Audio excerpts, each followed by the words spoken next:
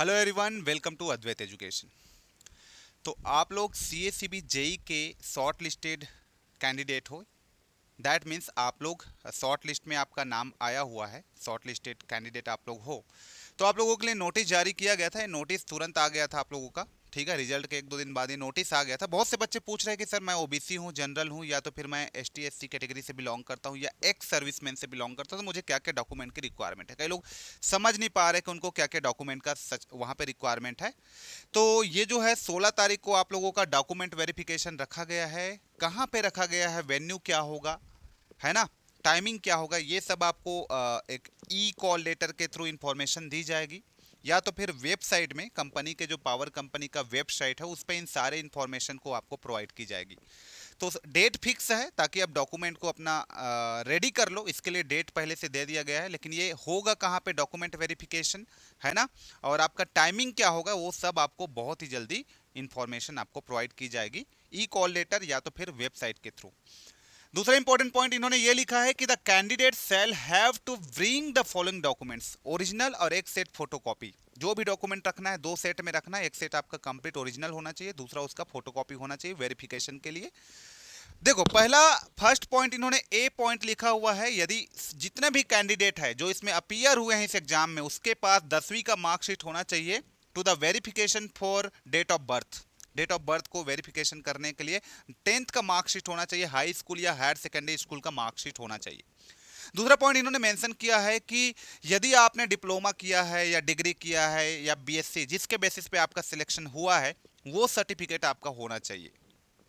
तीसरा important document कि आपके पास डोमिसाइल सर्टिफिकेट होना चाहिए, वो भी छत्तीसगढ़ स्टेट का, निवास प्रमाण पत्र जिसको बोला जाता है। तो ये तीन डॉक्यूमेंट तो सारे कैंडिडेट के पास होना ही चाहिए, चाहे आप जनरल से हो, ओबीसी से हो, एसटी एससी से हो, या एक्स सर्विसमैन हो, किसी भी कोटा से आपका सिलेक्शन हुआ है।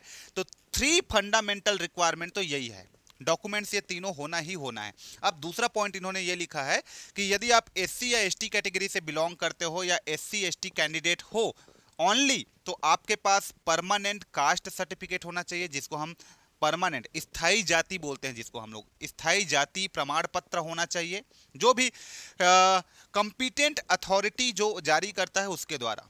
और दूसरी बात, reserve category candidate have to submit an affidavit. Affidavit केवल एसटी एससी कैंडिडेट को ही बनवाना है।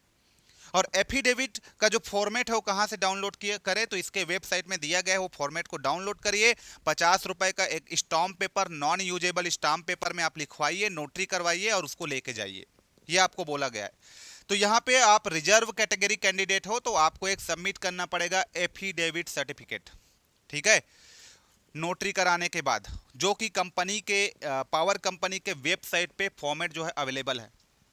तीसरा, यदि आप ओबीसी कैंडिडेट हो तो आपको क्या क्या फॉर्म सबमिट करना पड़ेगा, क्या क्या लेटर्स यहाँ पे सबमिट करना पड़ेगा, क्या क्या सर्टिफिकेट सबमिट करना पड़ेगा। तो आपको भी एक परमानेंट कास्ट सर्टिफिकेट सबमिट करना पड़ेगा, जो भी आपके कॉम्पिटेंट अथॉरिटी है उसके थ्रू, जो जारी करता है उसके थ्रू जो बनता है परमानेंट कास्ट सर्टिफिकेट। उसके अलावा आपको एक नॉन क्रीमी लेयर सर्टिफिकेट आपको सबमिट करना पड़ेगा। एक फॉर्मेट होता है, एक सेंट्रल गवर्नमेंट वाला फॉर्मेट होता है ओबीसी का non creamy layer. Non creamy layer का मतलब ये होता है कि यदि आपका इनकम 8 लाख से कम है सालाना, आपके पापा का या आपका, आ रहा है बात समझ में, तो उसको नॉन क्रीमी लेयर में डाला जाता है। यदि आपका इनकम 8 लाख से ज़्यादा है पर एनम, तो वो आपका क्रीमी लेयर में आता है। तो ये दो चीज़ें होती है, इनकम के बेसिस पे हम लोग कैटेगरी को डिफाइन किए हैं, नॉन क्रीमी लेयर को थोड़ा सा एडवांटेज वहाँ पे मिल जाता है।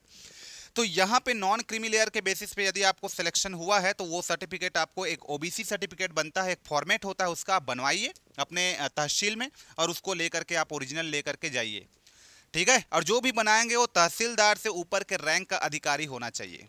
ओके, तो ये हो गया तीसरा पॉइंट। चौथा पॉइंट यह है to be submitted by ex serviceman category candidate only. यदि आप एक्स सर्विसमैन कैटेगरी से आपने सिलेक्शन लिया है तो आपको क्या क्या डॉक्यूमेंट, डिस्चार्ज बुकलेट जो होता है, जो डिस्चार्ज आप वहां से करते हैं तो जो आपके पास एक बुकलेट होता है वो आपके पास होना चाहिए, डिस्चार्ज बुकलेट कंप्लीट, उसको आपको सबमिट करना पड़ेगा कि यस मैं अब वहां पे एक्स सर्विसमैन का मैं मतलब कैंडिडेट नहीं हूं, मैंने वहां से डिस्चार्ज कर लिया है, अपना जो भी इस्तीफा है वो दे दिया है। तो एक डिस्चार्ज बुकलेट आपके पास होना चाहिए, ठीक है। तो ये आपको एक ओरिजिनल फॉर्मेट में और एक फोटोकॉपी सेट लेके जाना पड़ेगा। Okay. SC ST and OBC category candidate of Chhattisgarh domicile only सेल भी होना, मतलब छत्तीसगढ़ का ही होना चाहिए। इन लोग को ये बोला गया है यहाँ पे कि यदि आपके पास ST SC OBC कैंडिडेट हो तो आपको थोड़ा जो रेल फेयर होता है या बस फेयर जो होता है उसको दे दी जाएगी। यदि आप सर्टिफिकेट वहाँ पे सबमिट करते हो तो यात्रा भत्ता जो होता है वो आपको प्रोवाइड कर दी जाएगी। ठीक है। Personal information should be submitted in the prescribed format that is available in the power company website. मतलब आप अपने एक बायोडाटा के फॉर्मेट वहाँ पे भर सकते हो, वो वेबसाइट के पावर कंपनी के वेबसाइट में वो फॉर्मेट है, उसको भी डाउनलोड करिए और उसमें भी आप बायोडाटा को भरिए। जो भी आपका पर्सनल इन्फॉर्मेशन है, जो भी वहाँ पे इंक्वायरी मांगा गया है, सबको वहाँ पे फिल करिए और उसको भी आपको सबमिट करना रहेगा। तो इतने सारे सर्टिफिकेट की आपको जरूरत पड़ेगा यदि आप लोग जनरल कैंडिडेट हो, यदि आप लोग OBC के कैंडिडेट हो, यदि आप ST या SC के कैंडिडेट हो, या फिर आप एक्स सर्विसमैन हो, तो इतने सारे आपको डॉक्यूमेंट की नीड होगी। फंडामेंटल और रिक्वायरमेंट जो है, मेन जो सबके लिए रिक्वायरमेंट है वो तो 10वीं या 12वीं का मार्कशीट डेट ऑफ बर्थ के लिए, या तो फिर डिप्लोमा BTech और BSc ये भी मार्कशीट लगेगा, दूसरा मार्कशीट, और तीसरा डोमिसाइल सर्टिफिकेट है तो कंपलसरी है। ठीक है। उसके बाद ST SC OBC और एक्स सर्विसमैन के लिए क्या क्या डॉक्यूमेंट लगेगा वो सब चीज़ तो मैंने आपको बता ही दिया। तो 16 तारीख को आप लोगों का डॉक्यूमेंट वेरिफिकेशन रखा गया है।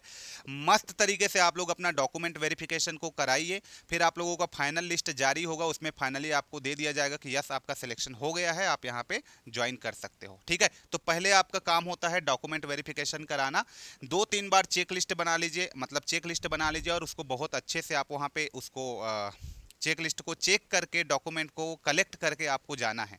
ठीक है। वहाँ पे ऐसा नहीं होना चाहिए कि कुछ डॉक्यूमेंट को हम भूल गए, फिर से घर आना पड़ रहा है, या कोई प्रॉब्लम क्रिएट हो रहा है, या नाम में मिस्टेक है या और कहीं मिस्टेक है, वो सब चीज़ को अच्छे से कैरी कर लीजिए। और इसके अलावा कुछ कलर फोटो जो आपने वहाँ पे अपलोड किया था, वो सारे डॉक्यूमेंट जो बायोडाटा आपका बनेगा उसमें आपको स्टिक भी करना रहेगा, तो फोटो वगैरह भी होना जरूरी है। ठीक है। तो सबसे पहले आप लोग डॉक्यूमेंट वेरिफिकेशन कराइए, उसके लिए आप सभी कैंडिडेट को, सभी सिलेक्टेड कैंडिडेट को ऑल द बेस्ट। और वो कैंडिडेट जिनका सिलेक्शन नहीं हुआ है, बेटा आप लोग फिर से प्रिपरेशन में लग जाइए, क्योंकि फिर से आवाज़ें उठ रही है, फिर से इन्फॉर्मेशन आ रही है कि आप लोगों का AE का भी पोस्ट आ सकता है, और दूसरी बात आपके असिस्टेंट प्रोफेसर का भी पोस्ट आ सकता है। तो आप लोग अपना तैयारी बिल्कुल भी मत छोड़िए, कंटिन्यूसली आप अपने प्रिपरेशन में लगे रहिए, क्योंकि आपको अभी सफलता नहीं मिला तो नेक्स्ट टाइम जरूर आपके नंबर होगा, लिस्ट में आपका नाम होगा, क्योंकि भाई टाइम चेंज होता है। ठीक है। तो चलिए मिलते हैं नेक्स्ट क्लास में, अगले वीडियो लेक्चर में। तब तक के लिए till then take care, thank you so much.